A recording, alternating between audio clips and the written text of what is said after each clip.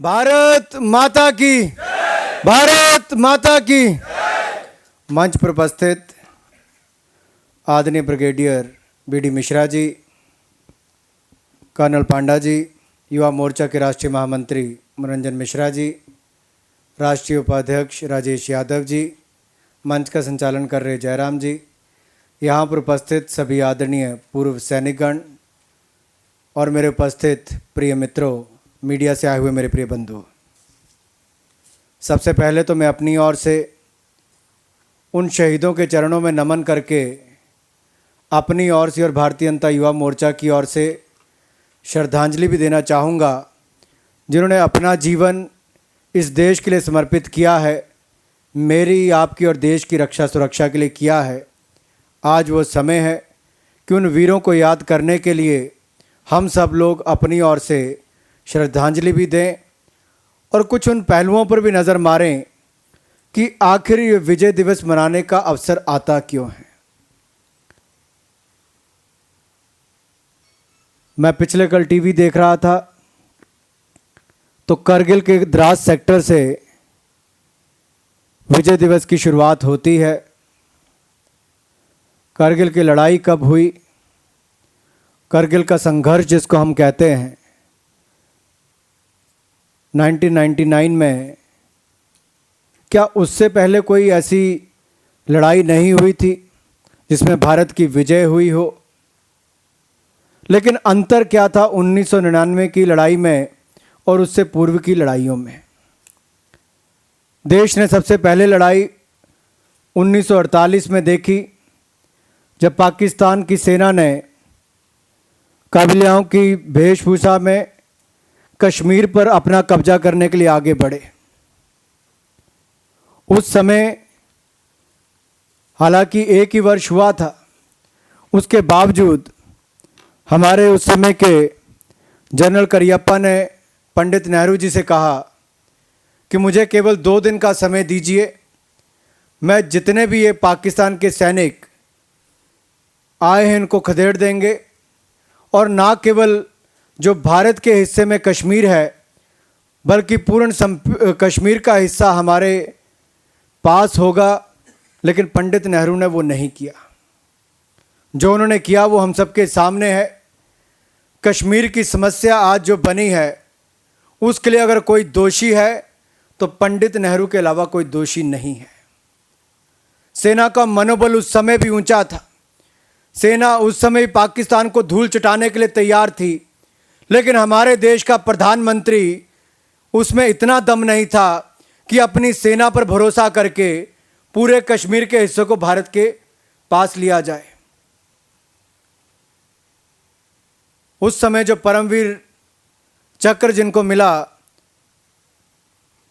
वो कहीं और से नहीं, मेरे अपने प्रदेश से थे, मेजर सोमनाथ शर्मा जी। उसके बाद दूसरी लड़ाई लड़ी गई 1965 में। एक बार ऐसे हालात पैदा हुए कि इच्छोगिल नहर पार करके लाहौर के पास भारत की सेना पहुंच चुकी थी। केवल कश्मीर के बाकी हिस्से की मैं बात नहीं कर रहा, पाक ऑक्युपाइड कश्मीर की, लाहौर के पास भारत की सेना का पहुंच जाना, मान लो कि पाकिस्तान को पूरे को अपने कब्जे में कर लेना। और जो सबसे हाजी पीर का दर्रा था, जो बड़ा स्ट्रैटेजिक पास भी है, उस पर भी भारतीय सेना का कब्जा हो चुका था। सेना की ओर से उस समय भी कोई कमी नहीं रही। सैकड़ों जवान शहीद हुए, लेकिन पाकिस्तान की भूमि पर हम लगातार आगे बढ़ रहे थे। लेकिन लाल बहादुर शास्त्री जी ताशकंद में जब एक बार फिर टेबल पर बैठे तो सेना की जीत नेता की हार में बदल गई। क्या कारण रहे, शास्त्री जी वापस नहीं आए, लेकिन जो सेना ने जीत प्राप्त की थी वो कहीं ना कहीं एक टेबल पर, जहां पर नेगोशिएशंस हो रही थी, वहां पर हम हार गए। 1971 में एक बार फिर वो दिन आया जब भारतीय सेना को अपना जौहर दिखाने का अवसर मिला, अपनी ताकत दिखाने का अवसर मिला। पाकिस्तान के दो टुकड़े हो गए, बांग्लादेश एक आज़ाद मुल्क बना। भारत की सेना लगातार अपनी ओर से पाकिस्तान के सैनिकों को बार बार अपनी गिरफ्त में ले रही थी। ना केवल भारत के इतिहास में बल्कि दुनिया भर के इतिहास में अगर सबसे ज़्यादा प्रिजनर्स ऑफ वॉर, अगर सबसे ज़्यादा युद्ध के बंदी कोई हुए तो उस समय में पाकिस्तान सेना के लोग भारतीय जेल में हुआ करते थे। सेना की ओर से तो कोई कमी नहीं थी। सेना ने तो दो फाड़ पाकिस्तान को भी कर दिया था। आखिर ऐसी क्या मजबूरी थी? जब शिमला की बैठक हुई तब इंदिरा गांधी जी वहां पर भी इस देश के लिए हार के रूप में वो जीत बदल दी गई। 90,000 सैनिक तो छोड़ दिए गए, लेकिन 1 इंच भूमि भी भारत को वापस नहीं मिल पाई। मित्रों, इतिहास की 3 ऐसी घटनाएं हैं जब सेना ने तीनों बार जंग जीती लेकिन नेता हार गए। चाहे वो ताशकंद हो, शिमला हो या कश्मीर के मुद्दे की बात। आखिर 1999 में एक बार फिर देश के सामने वो परिस्थिति आई जिसको ना मैं चाहता था ना आप चाहते थे, लेकिन भारत की पीठ में छुरा घोंपा गया। भारत में घुसपैठ हुई और एक अहम हिस्से पर पाकिस्तान की सेना ने कब्जा कर लिया। 2 जुलाई 1999 को उस समय के हमारे प्रधानमंत्री श्री अटल बिहारी वाजपेयी जी देश की सेना का मनोबल बढ़ाने के लिए कारगिल गए। जिस तरह से इस वीडियो में दिखाया गया कि आज तक कोई देश का प्रधानमंत्री, केवल भारत का नहीं दुनिया भर का कोई प्रधानमंत्री या राष्ट्रपति अपनी सीमा पर नहीं जाता जब कोई लड़ाई चल रही हो। लेकिन सेना का मनोबल बढ़ाने के लिए अगर पहली बार किसी प्रधानमंत्री ने वो ज़रूरत की, वो हौसला बढ़ाने के लिए अगर सीमा पर गए तो वो कोई और नहीं, हमारे श्रद्धेय नेता अटल बिहारी वाजपेयी थे। और उसके ठीक 2 दिन के बाद 4 जुलाई 1999 को अमेरिका से बिल क्लिंटन फोन करते हैं, अमेरिका के राष्ट्रपति। कहते हैं नवाज शरीफ यहां आ गए हैं, वाजपेयी जी आप भी आ जाइए, बैठकर टेबल पर कोई ना कोई बातचीत हो जाएगी, कोई रास्ता निकाल लिया जाएगा, ये जो लड़ाई है इसको बंद कर सकते हैं। अटल जी ने 2 टूक शब्दों में कहा, जब तक भारत से एक एक घुसपैठियों को मार नहीं गिराते और एक एक इंच भूमि भारत की वापस नहीं ले लेते, मैं भारत से बाहर कदम नहीं रखूंगा। तुम्हें जो करना है वो कर लो, मैं भारत छोड़कर नहीं जाऊंगा। पहली बार सेना को ऐसा लगा कि मानो इस देश में कोई प्रधानमंत्री है जो सेना के पक्ष में बात करता है। और यह बात मैं इसलिए कह सकता हूं कि उस समय हिमाचल प्रदेश के मुख्यमंत्री प्रेम कुमार धूमल जी, वहां के रेवेन्यू मिनिस्टर उस समय के ठाकुर गुलाब सिंह जी और नरेंद्र भाई मोदी जो आज गुजरात के मुख्यमंत्री हैं, वो उस समय हिमाचल प्रदेश के प्रभारी थे और पार्टी के जनरल सेक्रेटरी थे। ये तीनों और अजातशत्रु सिंह वहां के जम्मू कश्मीर के मंत्री होते थे। ये उनको लेकर कारगिल की बॉर्डर पर गए जहां पर सेना जिस मोर्चे पर लड़ाई लड़ रही थी। तो उन्होंने क्या देखा कि जब मिठाई फल सब लेकर गए, अभी युद्ध चल रहा था, सब लोग रेडियो ऑन करके ध्यान से सुन रहे थे। एकाएक बहुत शोर मचा। तो धूमल जी ने उनसे पूछा कि आखिर ऐसा क्या हुआ। उन्होंने अटल बिहारी वाजपेयी जिंदाबाद ऐसे नारे लगाने शुरू कर दिए, भारत माता की जय, अटल बिहारी वाजपेयी जिंदाबाद। उन्होंने कहा कभी सेना में किसी नेता के पक्ष में नारे नहीं लगाए जाते, आप क्यों लगा रहे हो? कह रहे सेना पिछले 50 वर्षों से उस दिन का इंतजार कर रही थी कि कब कोई इस देश में ऐसा नेता पैदा होगा जो सेना के हक में उसके पक्ष में खड़ा होगा। हमें अभी अभी खबर मिली है कि जो बिल क्लिंटन ने फोन किया था कि आप यहां पर आ जाओ, प्रधानमंत्री जी ने एक बार फिर 2 टूक शब्दों में कह दिया है कि जब तक हमें निर्णायक लड़ाई नहीं जीत लेते तब तक मैं देश से बाहर नहीं आऊंगा। इसमें हमारी जीत सबसे बड़ी हुई है। मित्रों, आप समझ सकते हैं कि जब सेना का जनरल कोई बात करता है तो उसमें एक अपनी अलग अंदाज है। जब कोई नेता, देश का प्रधानमंत्री भी उसी अंदाज में बात करे जो एक फौज का जनरल करता हो, तो कितना हौसला बुलंद होता होगा उस सेना के जवानों का। उस लड़ाई में सैकड़ों लोग शहीद हुए, 52 हिमाचल प्रदेश से भी हुए। और उस समय तो ऐसा लगता था कि मानो हर दूसरे दिन किसी ना किसी नौजवान का शव वापस उसके परिवार के पास आ रहा है।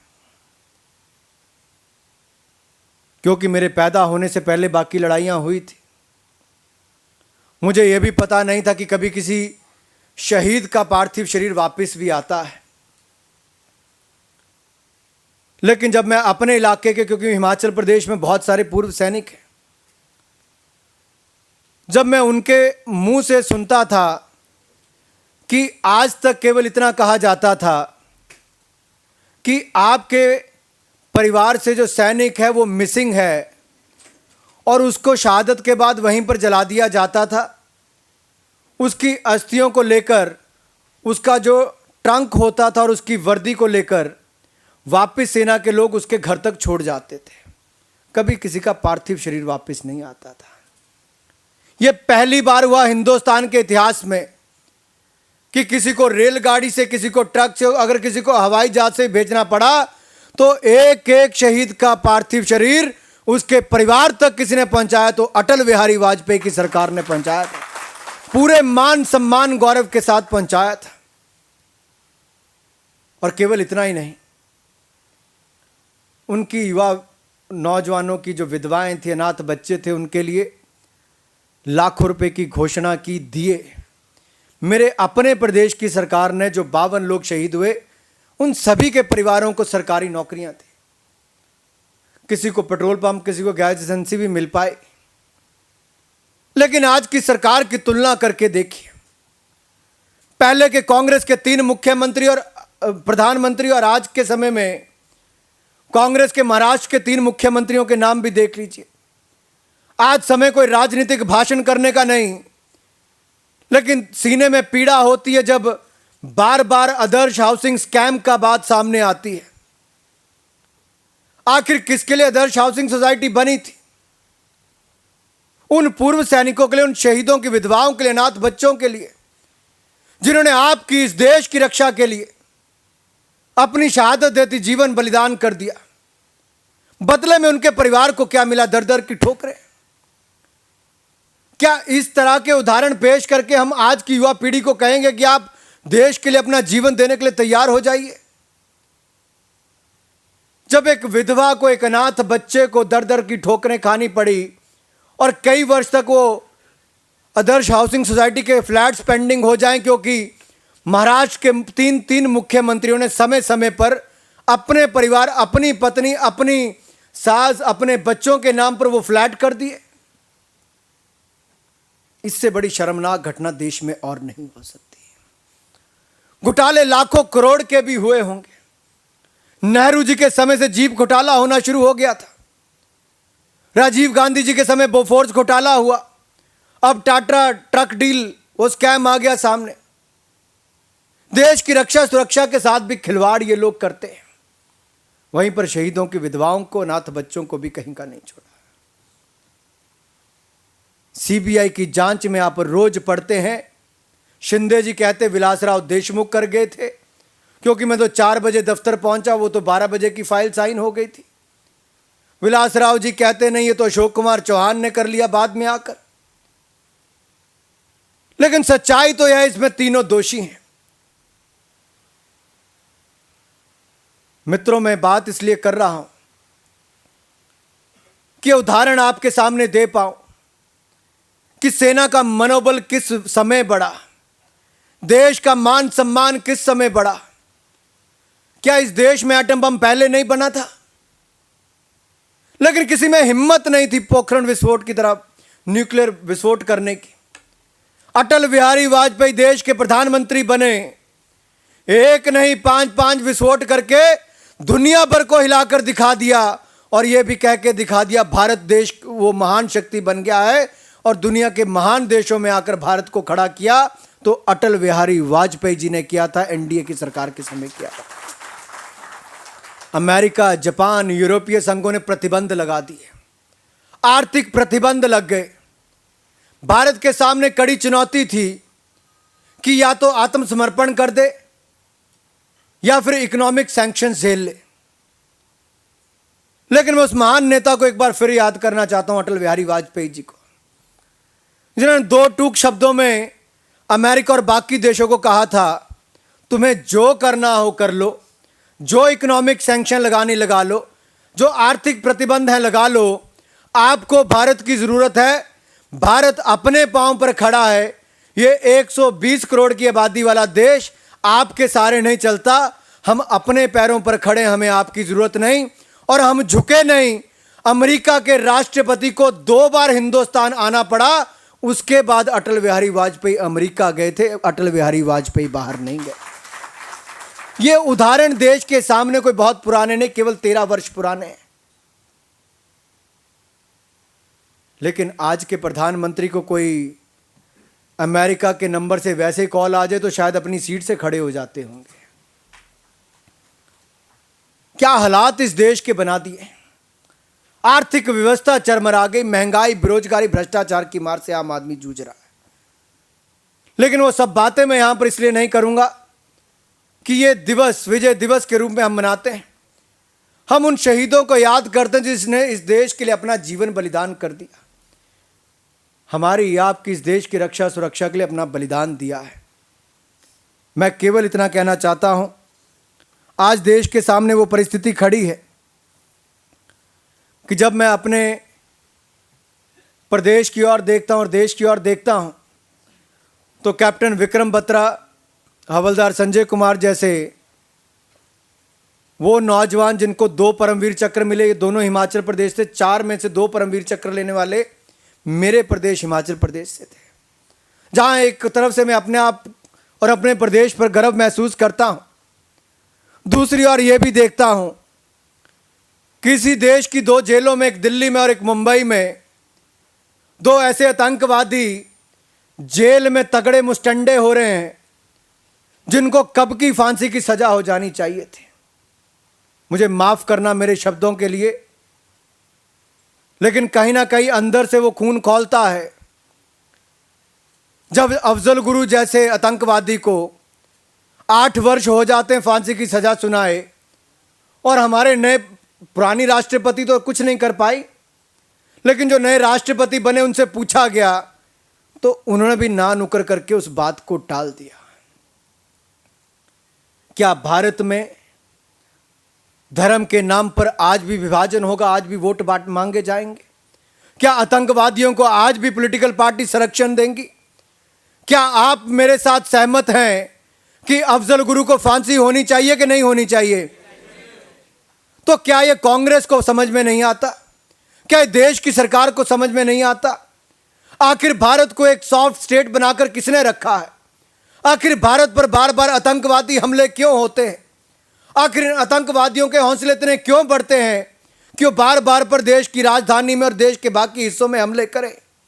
केवल एक कारण है कि उनको पता है कि यहां पर कभी फांसी नहीं होगी, यहां पर वो सजा नहीं मिलेगी जो बाकी दुनिया के कोनों में मिलती है।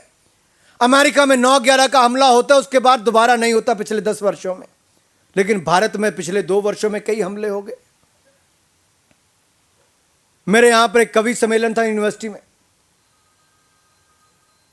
कवियों ने अपने मजाक वाले अंदाज में कहा कि अभी अखबार में खबर छपी कि कसाब मुंबई की जेल में बहुत मोटा तगड़ा हो गया, उसका वजन 10 किलो बढ़ गया, उसको फांसी की सजा से डर नहीं है। तो किसी ने पूछा कि उसको डर क्यों नहीं है? तो उसने पूछा कि आपके वहां पर जेल में किसकी फोटो लगी है? तो कहते मनमोहन सिंह और सोनिया गांधी जी की लगी है। उसने कहा ये 2 फोटो बदलकर नरेंद्र मोदी की फोटो लगा दो, देखो आधा हो जाता है 15 दिन में कि नहीं हो जाता। ये वाक्य मैं इसलिए कह रहा हूं, 2002 से पहले गुजरात में कई बार दंगे हुए, आज़ादी के बाद भी और पहले भी, लेकिन 2002 के बाद कभी एक दंगा भी नहीं हो पाया। आतंकवादी हमले जब गुजरात में एक बार हुआ तो आतंकवादियों को ऐसी मौत मारा कि दोबारा किसी की हिम्मत नहीं हुई गुजरात में जाकर आतंकवादी हमला करने की। क्या आज देश को ऐसे लोगों की जरूरत नहीं कि वो कहीं ना कहीं आकर एक ऐसी देश को दिशा दे जिससे कि भारत में कोई आतंकवादी हमला आगे ना हो, भारत में जो आतंकवादी जेलों में सड़ गल रहे हैं उनको फांसी की सजा दी जाए। मैं केवल अंत में इतना कहना चाहता हूं मित्रों, आज विजय दिवस है, हम सबको एक संकल्प लेना चाहिए। अगर सच्ची श्रद्धांजलि देनी है तो एक सच्चे राष्ट्रभक्त के नाते विजय दिवस के रूप में केवल इस दिवस को ना मनाएं, बल्कि उन परिवारों के पास भी जाइए जिन परिवारों ने अपने नौजवान बच्चों को खोया है, उनके दुख दर्द का हिस्सा बने। उनको याद करके एक प्रयास करें कि हमें भी जब जीवन में मौका मिले तो ऐसे जो आतंकवादी जेलों में सड़ गल रहे हैं उनके खिलाफ भी आंदोलन करें, मुहिम छेड़े। जो हमारे सैनिक, पूर्व सैनिकों ने अपनी ओर से देश के लिए अपना योगदान दिया है, वो काबिले तारीफ भी है, और जितना हम उनका आदर सम्मान करें उतना कम होगा। इसलिए मैं तो फौजी परिवार से आता हूं, मेरे दादाजी फौजी थे। मैं कई बार बहुत भावुक भी हो जाता हूं, क्योंकि शायद कहीं ना कहीं ये लगता है कि जिन नौजवानों ने इस देश के लिए अपना जीवन दिया था, बलिदान दिया था, शहादत दी थी, क्या ये देश उस दिशा में बढ़ रहा है? क्या भारत को जिस दिशा में, जिस तरह का भारत होना चाहिए था, क्या वैसा देश हम बना पाए हैं? इस पर चिंता और चर्चा, चिंतन करने की आवश्यकता है। आशा करता हूं जितने भी यहाँ पर नौजवान आए हैं, आप अपनी ओर से इस राष्ट्र के निर्माण में बहुत महत्वपूर्ण योगदान देंगे। स्टडी सर्कल ने एक बहुत अच्छा कार्यक्रम एक बार फिर करवाया है। मनोरंजन मिश्रा जी, आपने जो सोच देखी रखी है, और आपकी पूरी टीम, जयराम जी और बाकी सब लोग, आपने बहुत अच्छी पहल की है। मैं आशा करता हूं भविष्य में भी ऐसे कार्यक्रम आप करवाते रहेंगे। और विशेष तौर पर पूर्व सैनिक हम सब के बीच में आए हैं, मैं दिल की गहराइयों से आपका भी बहुत अभिनंदन, स्वागत करता हूं। ये कार्यक्रम आपके बिना अधूरा रहता। आपसे युवाओं को जोश मिलता है, युवाओं से आपको जोश मिलता है। आइए इकट्ठे मिलकर इस भारत को वो भारत बनाएं जिसकी कल्पना शहीद भगत सिंह, चंद्रशेखर आज़ाद जैसे हमारे शूरवीरों ने की थी। जय हिंद, जय भारत।